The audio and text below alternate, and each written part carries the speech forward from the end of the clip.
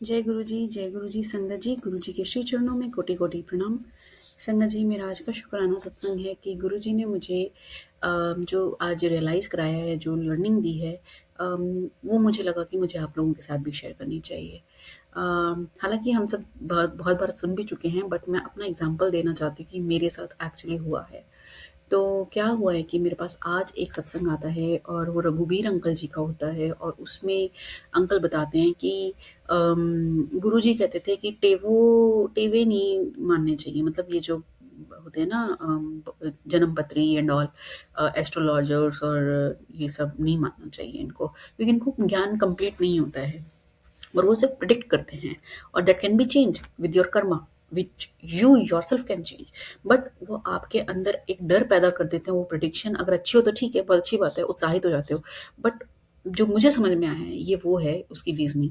तो तो वो आपके मन में एक अनचाहा डर पैदा कर देते हो, आप उसकी तरफ कोशिश भी नहीं करते हो, फिर कि आपको पहले ही लग जाता है, पहले ही वो लड़ाई लड़ने से पहले ही हार जाते हो कि ये तो होगा ही नहीं काम। तो ऐसे ही कहते थे, गुरुजी महाराज ने एक एग्जांपल दिया था गुरु रघुवीर अंकल को उस टाइम पर, मतलब उन्होंने ऐसा देते थे वो। तो रघुवीर अंकल ने बताया कि गुरुजी महाराज कहते थे कि अगर ये टीवी वाले इतने अच्छे जन्मपत्रियां निकालते हैं, तो ये वो क्यों नहीं बताते कि जो जिन लोगों के डिवोर्स हो रहे होते हैं, क्या उन्होंने टेवे नहीं मिलाए होते? कितने सारे लोग होते हैं जिनके डिवोर्स हो रहे होते हैं और वो टेवे मिला के शादियां हुई होती हैं। बात सच है। आपने टेवा मिलाया है शादी के लिए, और शादी ही टूटने वाली है, जो इतनी बड़ी बात है। अगर आपको इतना ज्ञान हो तो आप इतनी बड़ी बात उस अपने क्लाइंट से क्यों छुपाओगे? दैट मीन्स कि आपको ज्ञान ही नहीं है। तो ये कितनी बड़ी सच्चाई गुरुजी महाराज ने एकदम आई ओपनिंग वाली सच्चाई थी, जो कि हम ब्लाइंडली जो ब्लाइंड थे, हम तो बस बस एक भेड़ चाल चले जा रहे हैं। जो पहले वालों ने किया, पहली जनरेशन ने किया, बस वही चले जा रहे हैं। मतलब नहीं पता, उसका सिग्निफिकेंस नहीं पता किसी चीज़ का।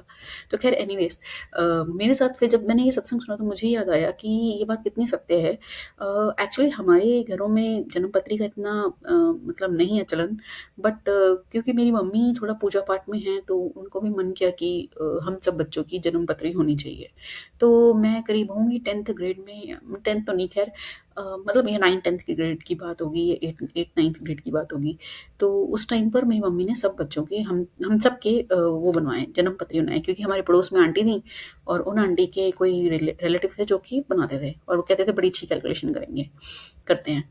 तो खैर वही मैं बताना चाहती हूँ कि उन्होंने कहा और मेरे लिए ये लिखा कि मुझे सारे, मेरी जो जन्म पत्री में लिखा था कि मुझे मुझे सारे सुख प्राप्त होंगे, और मगर मेरी किस्मत में उच्च शिक्षा का योग नहीं है।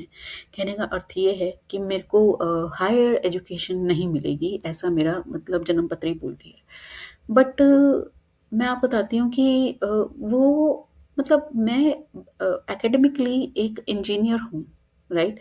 तो मैं एक सॉफ्टवेयर, मैंने कंप्यूटर साइंस में इंजीनियरिंग करी है, और मतलब यू कैन, मतलब आई डोंट नो क्यों लोग कहते हैं, क्या कहते हैं, अम, मुझे नहीं पता, बट ये मेरे साथ हुआ है। और अंकल ने अपना भी सत्संग शेयर किया कि उनके बेटे को किसी ने बताया कि उनका कोई मांगलिक है दोष, और वो बहुत ज़बरदस्त है, रघुवीर अंकल के आई थिंक दूसरे तीसरे नंबरों के बेटे का। और तो उसको शादी के टाइम पर उनको बड़ी दिक्कत आ रही थी, जो पहला रिश्ता आया उनके पास, उन्होंने कहा कि ये तो मिल नहीं रहा है, तो इसलिए शादी नहीं होगी। और फिर भी मैं बता देता हूँ कि उनके बड़े कॉन्फिडेंस के साथ सामने वाली पार्टी ने बोला कि तुम्हारी 29 साल के बाद अगर हो, 29 में होगी तो होगी, वरना उसके बाद तो 40 साल बाद, 40 में होगी। तो अंकल ने बोला कि भई आंटी, थोड़ा जब 29वाँ साल आया तो लड़के का, तो आंटी थोड़ी घबरा गई। फिर अंकल ने कहा कि नहीं जी, हम तुझे गुरु जी पे भरोसा है ना? तो कहती हाँ। तो कहते कि बस बिल्कुल भूल जा। तो कहते कि ठीक है।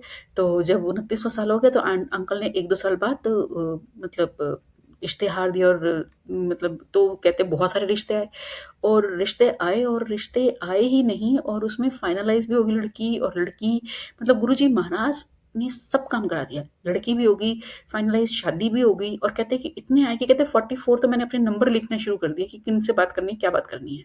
और फिर गुरुजी महाराज से पूछा कि भई किसकी तरफ करें गुरुजी महाराज, आप ही आशीर्वाद दो, बताओ।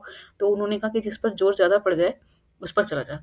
और फिर उसके बाद बच्चा भी हो गए, मतलब एवरीथिंग वाज़ नॉर्मल। तो कहने का अर्थ ये है कि ये टेवे-शेवे ना ही दिखाइए, अपने माइंड में नेगेटिविटी डालते हैं, और ये अपने लोग अपना बिज़नेस चलाते हैं, तो इनसे दूर ही रहिए।